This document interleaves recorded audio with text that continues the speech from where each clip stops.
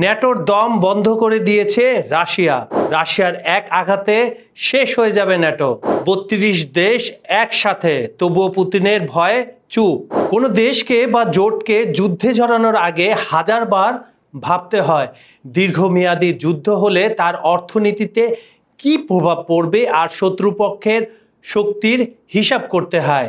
সেটা ওভারকাম করতে পারবে কিনা সেটাও মাথায় রাখতে হয়। আর রাশিয়ার প্রেসিডেন্ট ভ্লাদিমির পুতিন সেটা ভালো করে জানেন। আর ন্যাটো তো সে কারণেই পুতিনকে ভয় পায়। খবর সংযোগের আন্তর্জাতিক নিউজের বিশ্লেষণমূলক অনুষ্ঠানে আপনাদের স্বাগতম।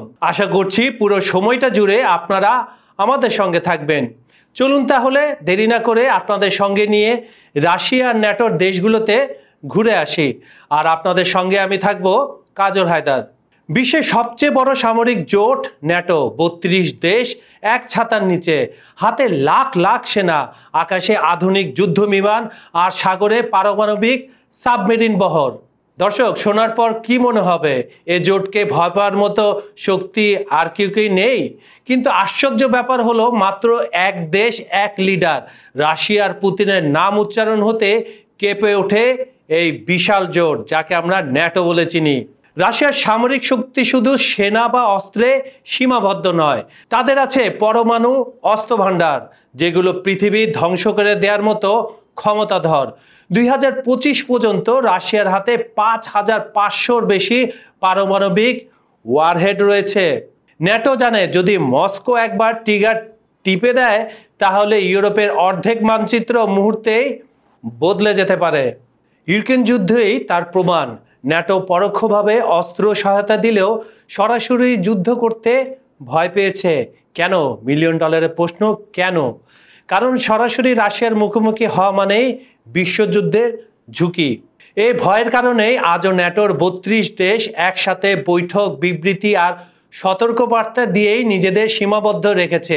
তারা কোনো প্রকার দ্বন্দ্বে যাচ্ছে না রাশিয়ার সঙ্গে। ন্যাটোর বিশাল সামরিক বাহিনী রাশিয়াকে ঘিরে রাখতে চাইছে, আবার রাশিয়া প্রতিটি সীমান্তে নতুন নতুন মিসাইল বসাচ্ছে। খেলা জমে গেছে। ফলাফল কি? পুরো ইউরোপে আজ যেন আতঙ্কের মধ্যে দিন কাটাচ্ছে। পুতিন এক মুহূর্তে কি সিদ্ধান্ত নেবেন কেউ জানে না, কারণ পুতিন তো আর ট্রাম্পের মতো না, ক্ষণে ক্ষণে সিদ্ধান্ত পাল্টান। তাহলে প্রশ্ন হচ্ছে, ৩২ দেশের বিশাল জোট যদি মাত্র এক দেশের নামেই কাঁপে, তবে আসল সুপার পাওয়ার কে? কে সেই আসল সুপার? ন্যাটো নাকি রাশিয়া? সময় তা বলে দেবে।